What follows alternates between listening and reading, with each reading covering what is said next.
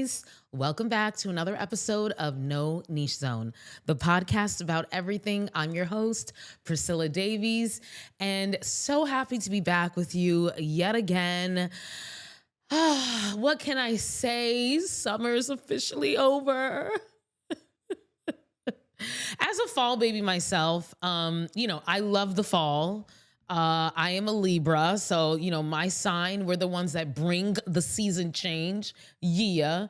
So I love me some fall, but baby, as a black, I love me the summertime. Okay.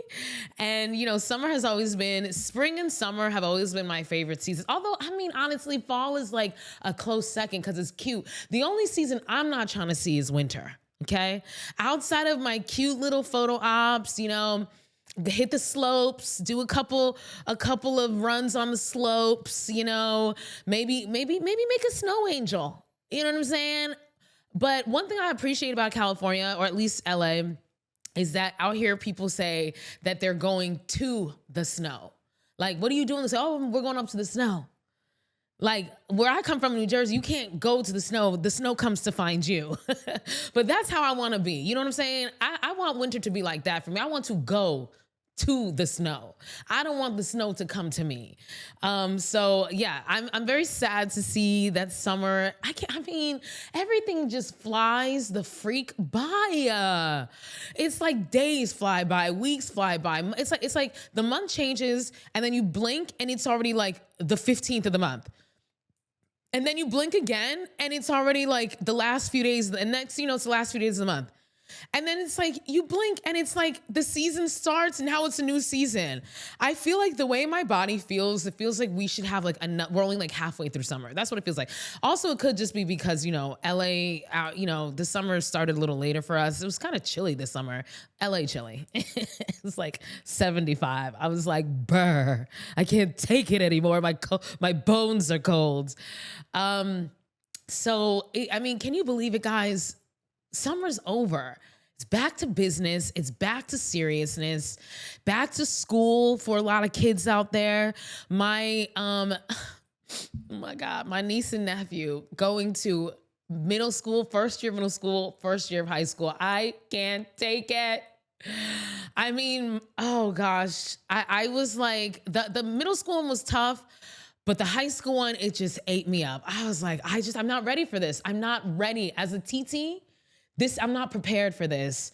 But it made me think about, bullying and, how tough as a freshman it is. You know how they always be targeting freshmen and stuff. So, I want to give a little advice to the kids. It's back to school. You're starting school up again. I want to give some advice to the youth, especially when it comes to especially when it pertains to bullying, okay? This is, as someone who did have to deal with a little bit of bullying here and there, I was pretty lucky for the most part. I didn't deal with too much bullying, but I did have me a little bully in middle school, and I did have me some bullies in high school, which maybe I'll tell those stories at a later date. The high school ones were secret bullies. Like, they were so scared they couldn't even show their face, but that's a story for a different day. But as someone who has been there and has been bullied before, this is what I would have told myself.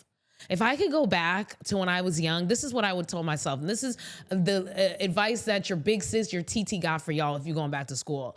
If you're dealing with a bully, my number one advice is to fight them. Fight them. Listen, don't tell your parents I told you this, okay? This is TT giving you some insider trading advice, okay? Fight them, okay? First and foremost, most of these bullies are a whole bunch of talk and not a whole lot of fisticuffs, if you know what I'm talking about, okay? A lot of these bullies are tough on the outside, but they're really just scared little kids on the inside. And you don't know that when you're a kid. You think that this talk is real. You think that they really mean it. They really back it up. They don't back. A lot of these bullies, some do, don't get it twisted. But many of these bullies, they can't back it up. A lot of them are just talking. A lot of them are just talking. And if you fight them, if you're like, hey, what's up? You trying to fight. You want to fight, so let's just get it over with. If you do that, I'm going to be conservative when I say this. 50% of the time, at least, and it's probably more, they're not even going to want to fight you. Because the truth is, they're really scary. They're actually scared of you. They're actually scared. That's why they act like that, because they're trying to hide how scared they really are. So number one, odds are, if you try to fight your bully, they're gonna back down. They're gonna try to act cool and laugh in your face. Oh, whatever, dude, you're crazy, whatever. But guess what? Guess what they're not gonna do after that? They're not gonna bully you no more. They're not gonna bully you no more. And if you do have to put the pause on them, if it really gets physical and you do have to put the pause on them, most of the time you're probably gonna win. Because like I said, these bullies are all talk. You probably gonna win. Okay? And let's just say that you do get your booty whooped. Okay? Let's say they really do take you down and they really do beat you up. I promise you they gonna think twice before trying you again in the future though. Because it's not about winning. It's about letting them know that you're about it, that you're about that life, and that if they want to bully you, then it's going to be an uphill battle for them. You got to let them know. You got to let them know that you're down. Even if you're like, you know what, even if you do whoop me, I'm still going to fight you the next time. Okay? So if I could go back, that's what I would have done. I would have fought these people. I can't. I got to clean up my talk. I'm talking to the youth here, okay? All right? And if you're scared of getting in trouble, let me tell you something. That permanent record that they be telling you about, it doesn't exist after high school, okay? I promise you, none of your employers are going to be like, we were going to hire you until we heard that you got into a fight with your bully in 9th grade. I promise you, nobody's going to care. Yes, you might have to deal with the repercussions. You might get suspended. You might get into school suspension. Your parents, you might get punished. But I'm telling you, when you look back on that, you're going to look back on that and be like, yeah, this is my battle story of when I stood up to my bully, okay? And if you don't have the hands and you're scared to fight and you don't want to get in trouble, then my advice to you would be tell somebody, tell on them. And I know, like, that's not considered to be cool. You know, it's like you can't be a snitch. But here's the thing. The reason why a lot of bullies bully people is because they know that you're going to keep their secret. You're going to keep it quiet. You're not going to tell on them. You're not going to tell anybody. And they use that to their advantage. That's why they keep bullying you, because they know you're not going to speak up. You're not going to ask for help. They're counting on you being quiet. They're counting on you keeping that secret that they're bullying you because you're too embarrassed or you're too ashamed or you don't want to be a snitch. But let me tell you, if you don't want to put the pause on them, then tell on them. Tell your teacher, tell all of your teachers, tell any teacher. You see a teacher walking down the hall and you stop that teacher and you tell them. And if the teachers don't hear you, go to the principal. And if the principal doesn't hear you, go to your parents. And if your parents don't hear you, if you got to go to social media, goddammit. And if social media don't hear you, go to the cops. Go to anybody who will listen. And here's the thing. For every time that you ask for help and people ignore you, you go to an adult and you ask for help and they ignore you, then every time you feel uncomfortable because of that bully, now you're going to make these adults feel uncomfortable for ignoring you because you're going to tell them every single time. If you got to tell them 50, 60, 70 times, don't let up until the situation is handled. Okay? Because these bullies, I mean, it's like every generation, they never go away.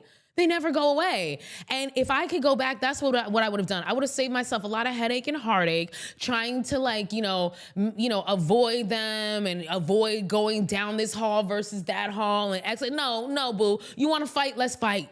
Let's fight. And I promise you, most of them they will back down because they're too scared. And even if you do have to put the pause on them, most of them, y'all probably can handle anyway, okay? And again, even if you don't win, it's not about winning. Although you want to win, try to win, please.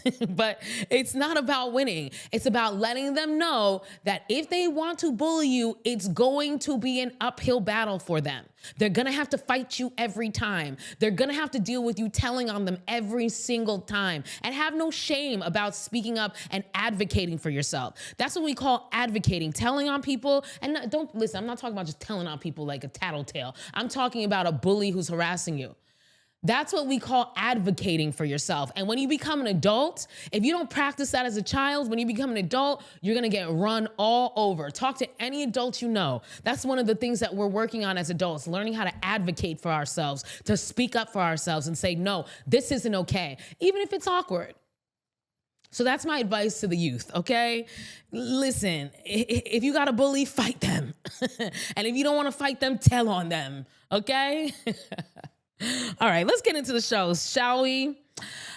Oh boy, guys, we have an update on the Epstein file saga. The question is, when will this end? Will it end? Is this something that we're never going to get a resolution for in our lifetime? I mean, who knows? But we do have a new installation into the Epstein file saga. And that is the Epstein survivors have come out to speak for themselves. We've been hearing about this Epstein file, these Epstein lists, Epstein Black Book for years, right? We've been hearing about this. And yes, we've known that the victims have existed, they're survivors. They've been out there piecemeal here and there telling their stories, but now a group of them have come together and they went to Congress and they had a congressional meeting with Congress people. And it was such an intense meeting that Nancy Mace, a MAGA Republican congressperson, Nancy Mace left the meeting in tears and claiming that she was having a panic attack, y'all. Now, for those who don't know, Nancy Mace is like wild MAGA Republican, but also she has shared her own sexual assault story that she endured when she was in high school. So listening to these Epstein survivors tell their story was a trigger for her. That's how intense this congressional hearing was. Now, it was behind closed doors, so we don't know what was said, but here is what one of the Congress people who attended, one of the lawmakers who attended this congressional meeting with the Epstein survivors, this is what she had to say coming out of this meeting. But I want to be clear that what we heard today is a cover-up. And it is a cover-up of epic proportions, a cover-up involving the United States government, the justice system, rich and powerful individuals, a cover-up potentially involving foreign countries and foreign actors. And yes, here today in this House, as our colleagues are up in the House chamber in the Rules Committee, a cover-up by the Republicans in this chamber. Because as you will find out in the coming days and weeks, this goes all the way to the top. So let's be clear about that. There has been a systemic failure of the justice system for decades. A systemic failure to hold people who are powerful and have money to account, and that has allowed not just hundreds but potentially thousands of women, not only in the United States but around the world, to be bought, sold, and trafficked for sex, not only by Jeffrey Epstein but by his associates and his rich and powerful friends. Okay, let me see. This is a congresswoman speaking. I don't know if I have her name here. Let me see. I don't have her name, but this is a congresswoman speaking. I got to see if I can find it. And this is a congresswoman explaining. Let's see if I can find her name, actually. This is a congresswoman, and she came out. This is after sitting down with the Epstein survivors during this congressional meeting. This congresswoman, this was her takeaway. This was her takeaway, that she that this is a massive cover-up. I can't find her name, unfortunately, right now. But she is I believe she's a Democratic congresswoman, okay? And this was her takeaway, that this is a massive cover-up. That this is a massive cover-up that includes potentially foreign governments. That this is a massive cover-up including the American government. That this is a massive cover-up that she said, quote, goes all the way to the top, y'all. To the top. Powerful individuals. This is not just one dude who had a long list of clients. This is an international a scandal. Sex trafficking ring. And after sitting down with the survivors, this Democratic congressman walked out, and that's what she had to say, that this is a massive systemic failure and cover up that goes all the way to the top, including the American government and including other governments potentially. All conspiring together to traffic women from all over the world, mind you, because Jeffrey Epstein wasn't just messing with Americans. He was importing women and exporting. I mean, that's trafficking, right? This is for real, y'all. I mean, this might be one of the scandals of our time when this information is finally fully released. Fully. And I'm not just talking about like the files. I mean, I'm sure part of this is in the files, but I mean, there's video, and I'm not saying release the video or anything to the public, but the people who need to see this to properly deal with this judicially, I'm sure there's video. I'm sure there's images. I forgot who, I'll never remember who this journalist was, but he was telling the story of how there was another journalist who was sitting down with Jeffrey Epstein, obviously before he had died, and Jeffrey Epstein pulled out a picture of Donald Trump and showed it to this journalist and said, basically like, if this picture gets out, Donald Trump is over, jokingly. And like, you know how people are like, oh, let me show you this, right? Like, braggadociously. He's bragging about how he has dirt on Donald Trump. And he showed this man a picture. And I can't remember if he described what was in the picture. I can't recall. But you can go out and look this up. This is the credible journalist that tells this story of his time with Jeffrey Epstein. I think he was actually ghostwriting a book for Jeffrey Epstein, something to that effect. Don't quote me on that. But it's not just, lists and files. There's images, there's video, there's all kinds, there's eyewitness testimony on top of it, right? So this is not just an issue of some dude who died however many years ago who was just a messy guy. He was very well connected to a lot of huge players. Let's not forget that the British royal family was implicated with him.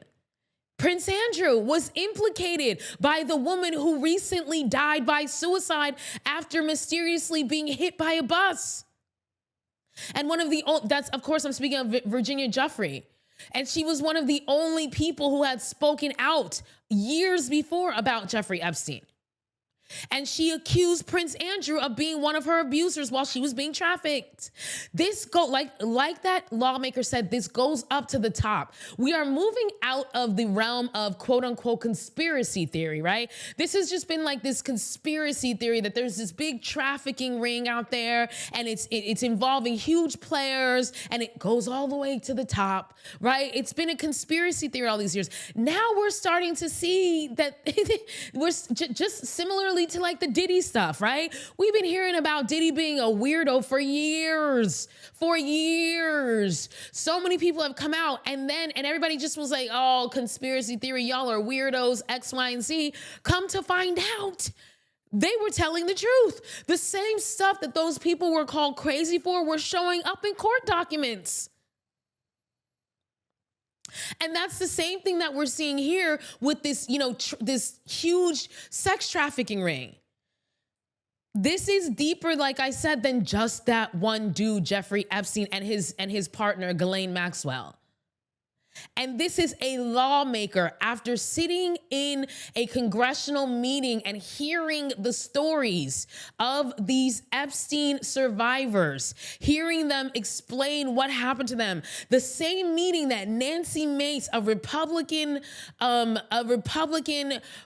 representative, left having an anxiety attack from. And this lawmaker came out and said, baby, this is big. It goes to the top and it's involving some huge players, including our own government.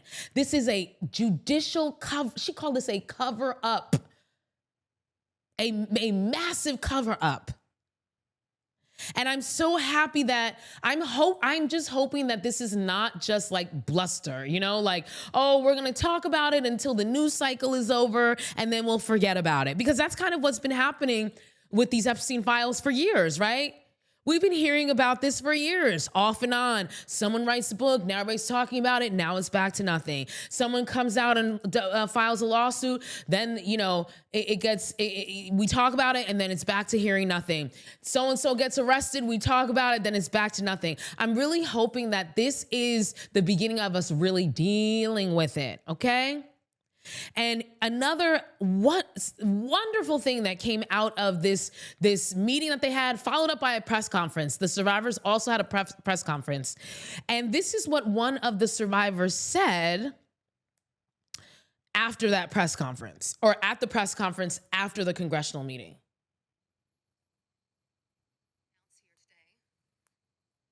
I would like to announce here today, us Epstein survivors have been discussing creating our own list. We know the names. Many of us were abused by them. Now, together as survivors, we will confidentially compile the names we all know who were regularly in the Epstein world. And it will be done by survivors and for survivors. No one else is involved. Stay tuned for more details. You heard that? She said, fuck your list, we gonna make our own. And I wanna give kudos, 10 out of 10. I give these ladies 100. I give you 100, okay? And this goes back to something that I had mentioned previously. Like, we wouldn't need the Epstein lists if we just believe survivors. There was a TikToker who had mentioned that, and she was so correct. And it's so true. And we've been talking about that in social media. We wouldn't, the irony of the fact that it's like, we need the perpetrators to admit that they were perpetrators before we can believe that they perpetrated. Hello. Meanwhile, you have a laundry list of women out here being like, well, they did. I mean, I think we talked about this here. Do you know back in the day, this is back prior, I don't know when, I can't remember, but this is back in the day. This is olden times, let's say, okay? Do you know that back in the day, if a woman accused a man of rape in this country, she was required to have a second witness corroborating her in order to bring the case at all? So in order for a woman's word to match up to a man's word, she had to have a second person backing her up. This was law. You can look this up. We talked about this in one of our early episodes. This was law because the word of a woman was only worth, the word of a man was worth more than the word of a woman. And the word of a woman was only worth that of the word of a man if she had someone corroborating her. This was legal. This is legal precedence in this country. And things like that manifest from the legal world, the judicial world, the criminal justice world into everyday life because it affects how we perceive things. And it manifests in situations that we see today. The law is gone. We don't have that law anymore. But the repercussions, the consequences of that law still exist in the fact that we have dozens of women who have come out and said their story, told their story about being victims of this man, Jeffrey Epstein and Ghislaine Maxwell. And still, people need to see Jeffrey Epstein's stuff, his stuff to prove that this really went down. They still need to hear the word of a man, even if the man has already been proven to be a predator.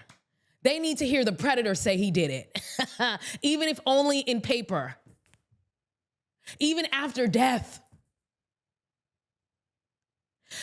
Screw all those women. Screw the dozens and dozens of women who have been talking and coming out for decades now. Because this started in the 90s, maybe even the 80s. Screw them. We need the men to corroborate this. So I love to hear that these women have decided that, you know what, we're going to create our own list. Because, they should, as they should. Because they know, like she said, we know. We don't need a list to know. We know we were there. We know. They know who was abusing them. They know who was in the rooms with them. They know who they saw doing things with other people. They know. The problem is we don't want to listen to them We don't want to believe them. We need the men to say that it was true. And if they don't say that it was true, then we're not going to believe it. And we're going to keep kicking the can down the street, down the whatever for years, like we've been doing for the last 2-3 decades.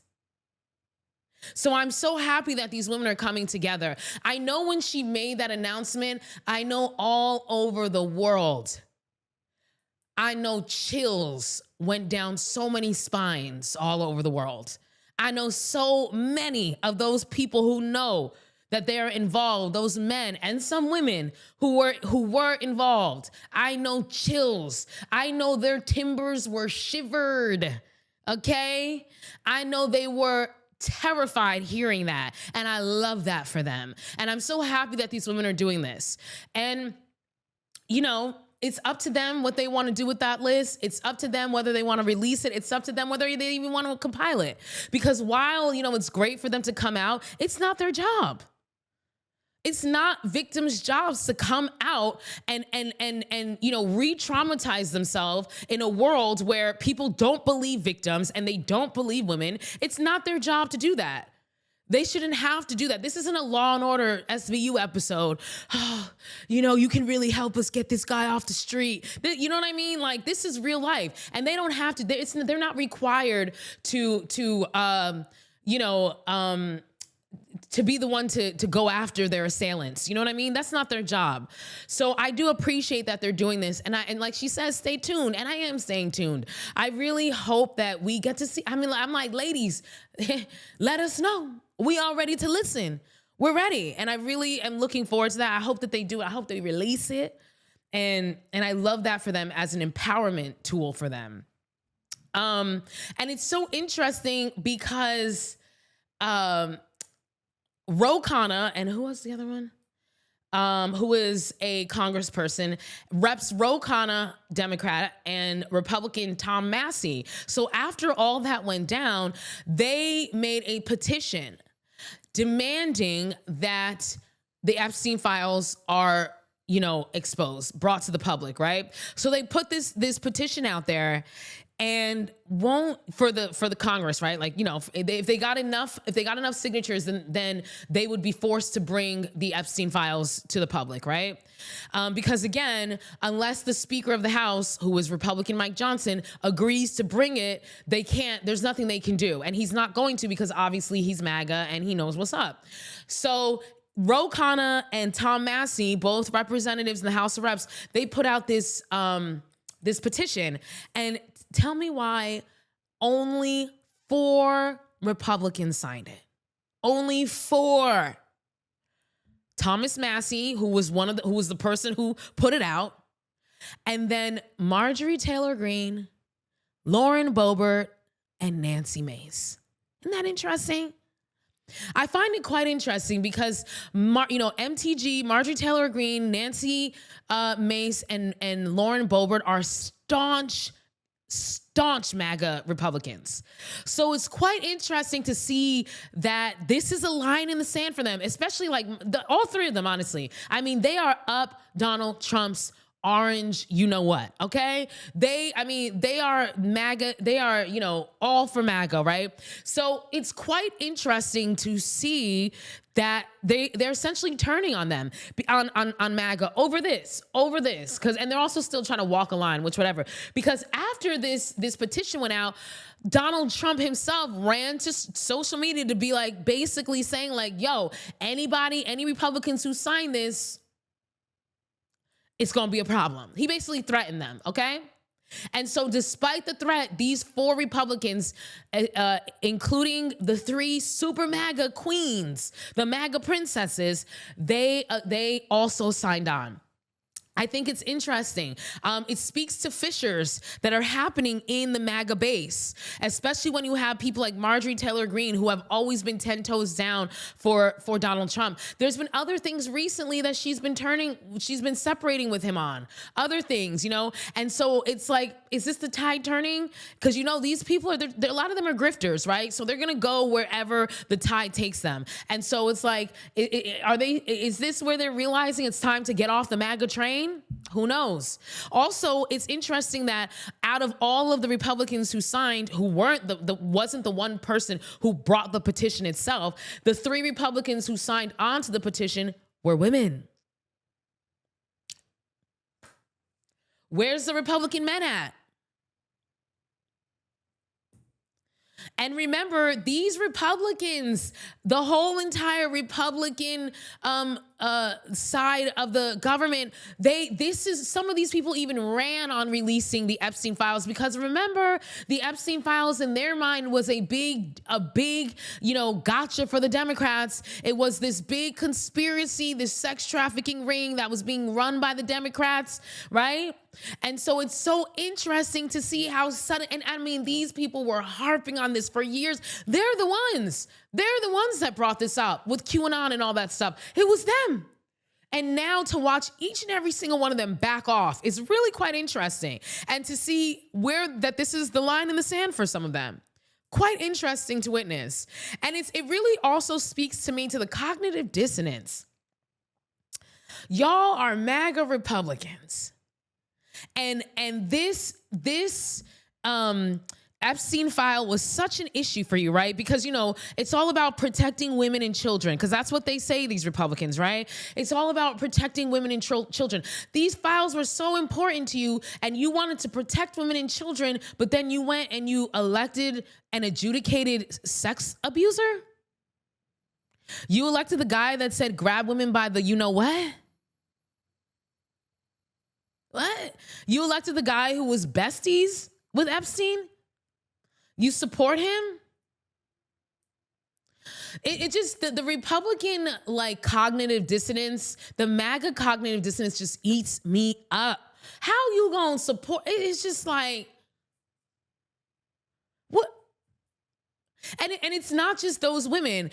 Do you know that so far 2 of the Epstein survivors have come out and said that they voted for Trump? I ain't lying. For him. I voted for him. I voted for Trump.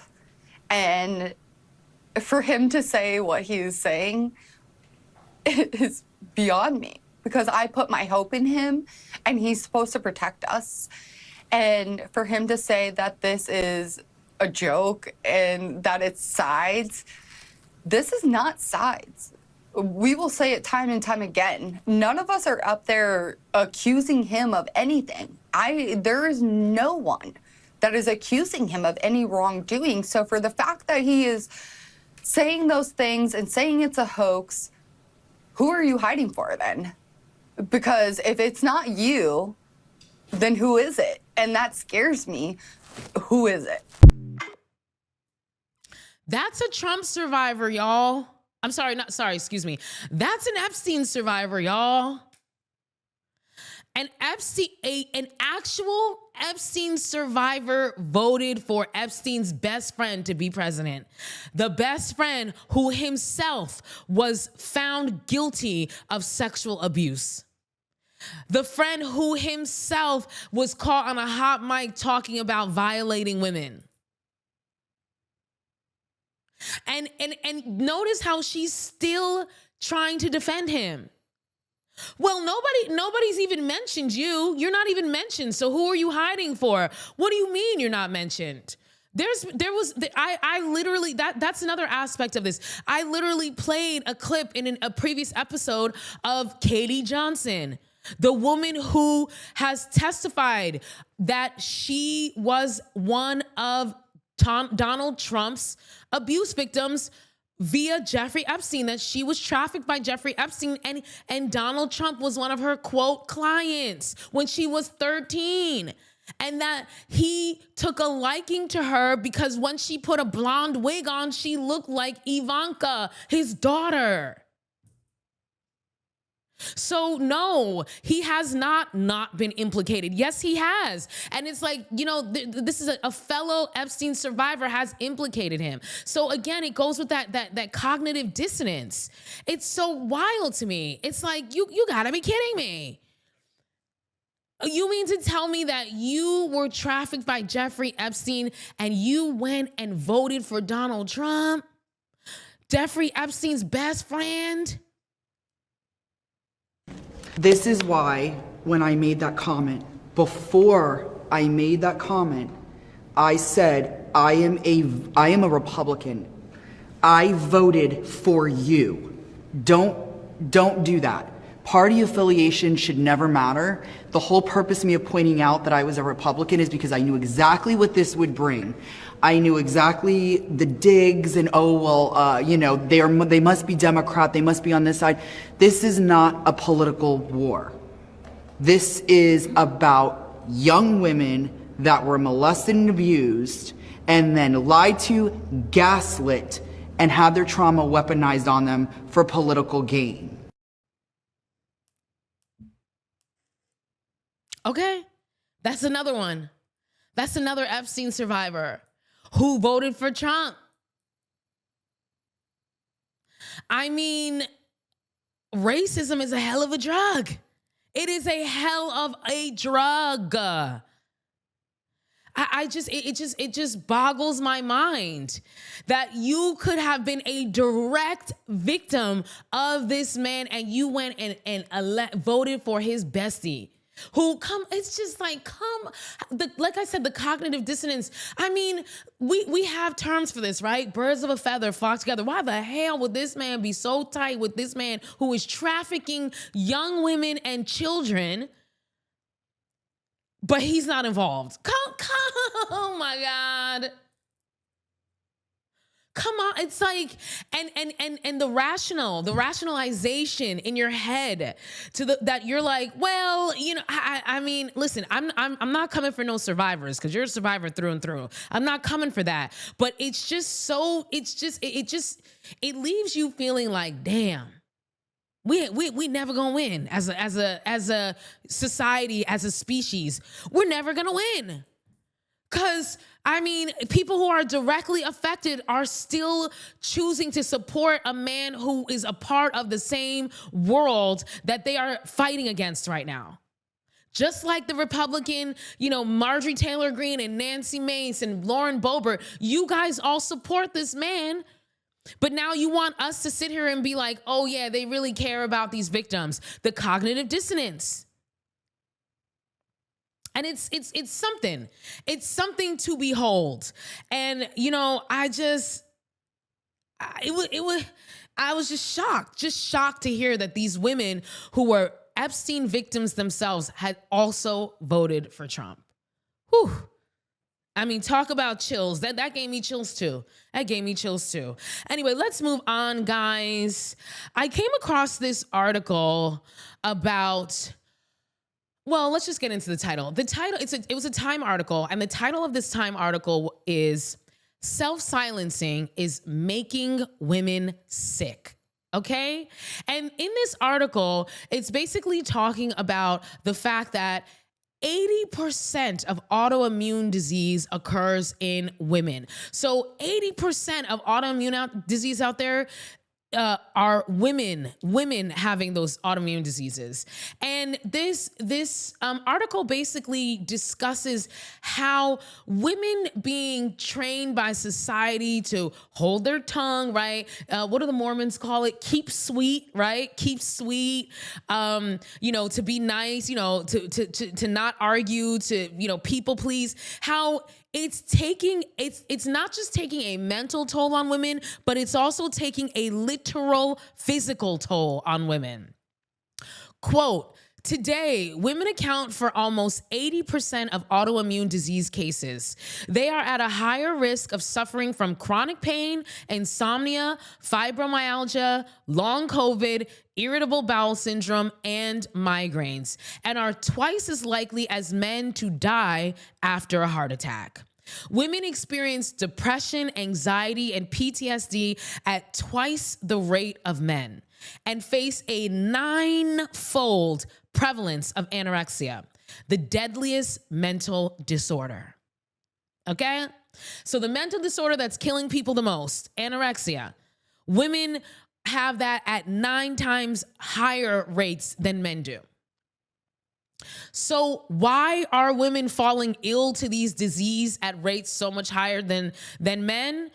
Well, it seems that, quote, the very virtues our culture rewards in women, agreeability, extreme selflessness, and suppression of anger, may predispose women to chronic illness and disease, end quote.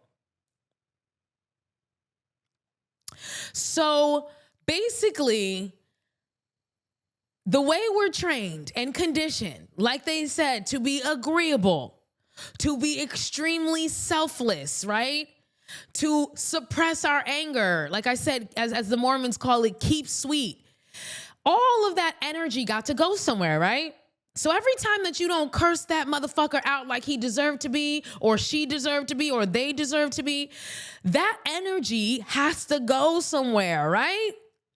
And it gets trapped in our bodies. And we're learning more and more about this. Like now that we're learning about things like the organ called fascia, right? That organ that's all over our body, in between our skin. That's literally our skin and in our muscles. And it's everywhere. And, you know, science and studies are starting to show that a lot of trauma is stored up in the fascia.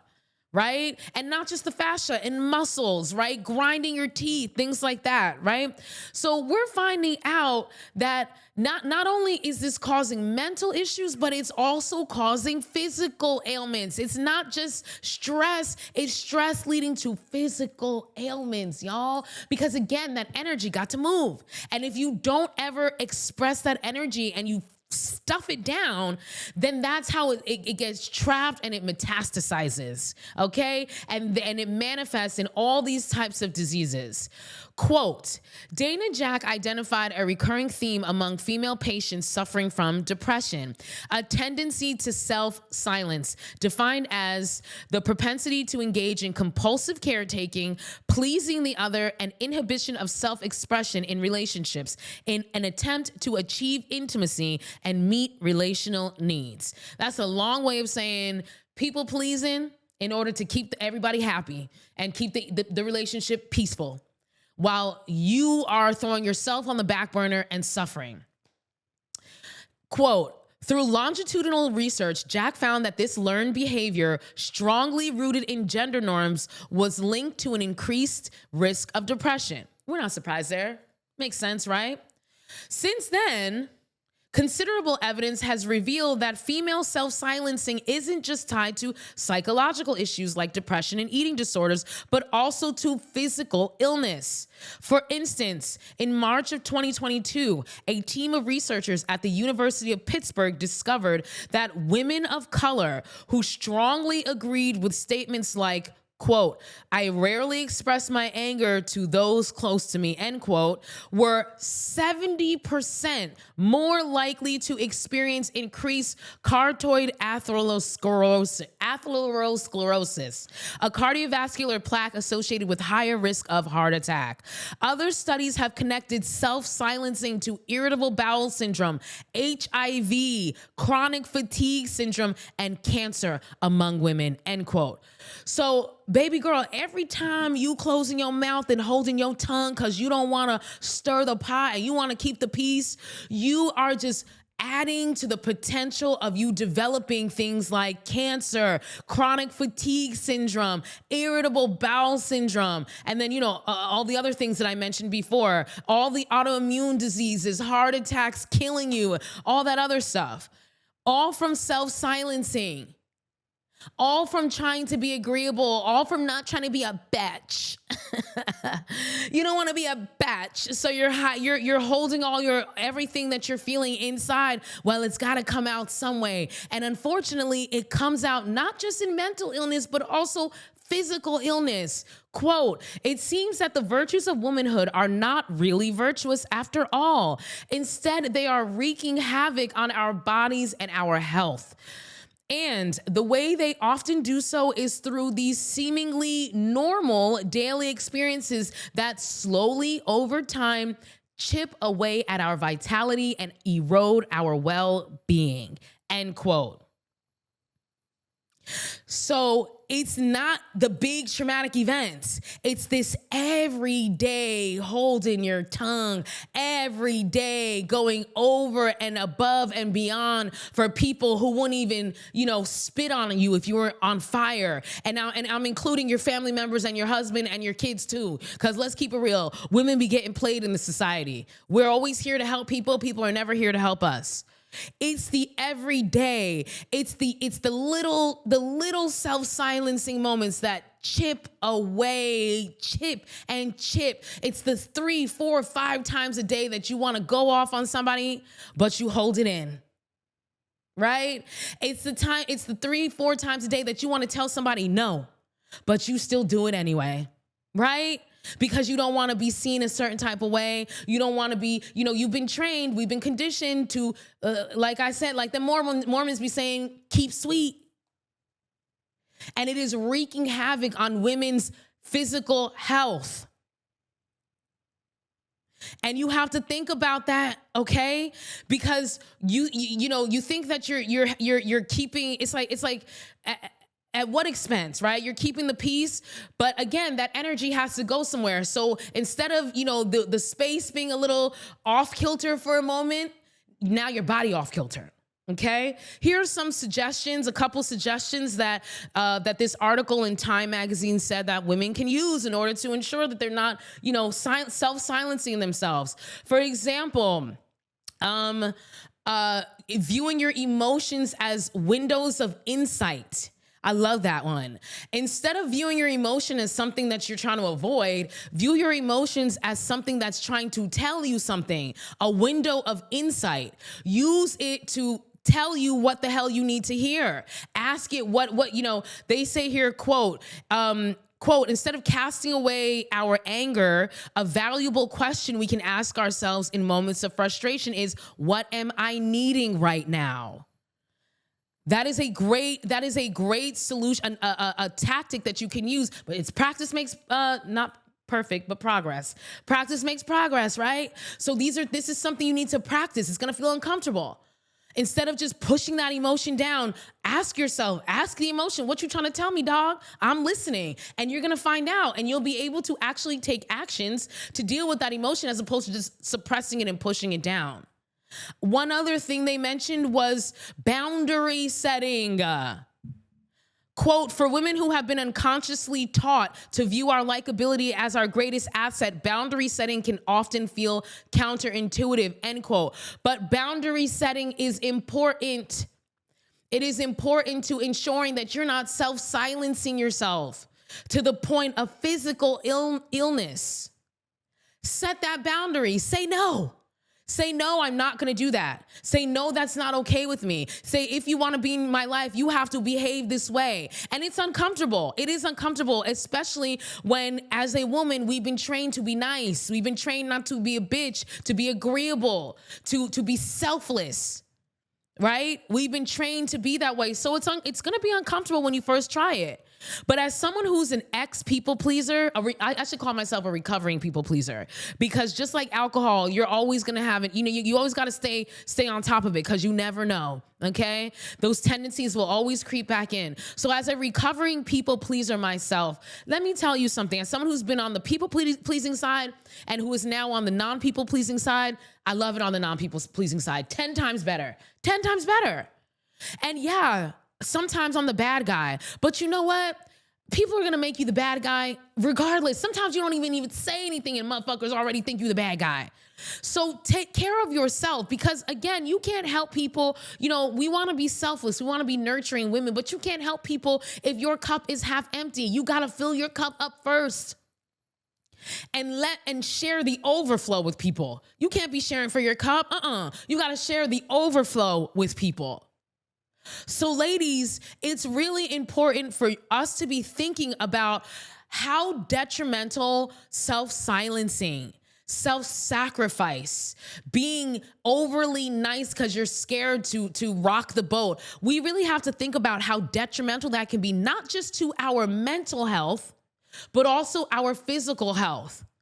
There is a reason why 80% of autoimmune diseases occur in women, or sorry, 80% of autoimmune diseases are women experiencing them. There is a reason for that, okay? Ladies, we cannot be silencing ourselves into an early grave. Speak up, ho. Set that boundary, ho.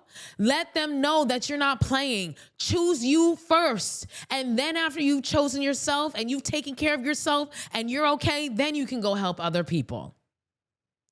And with that being said, we've come to the end of another episode of No Niche Zone, the podcast about everything. Guys, follow us across all platforms at No Niche Zone Pod. You can also subscribe to our YouTube at No Niche Zone Pod. You can also you can also send your listener letters into no niche zone at gmail.com. And you can follow me personally at Pris the Goddess across all platforms.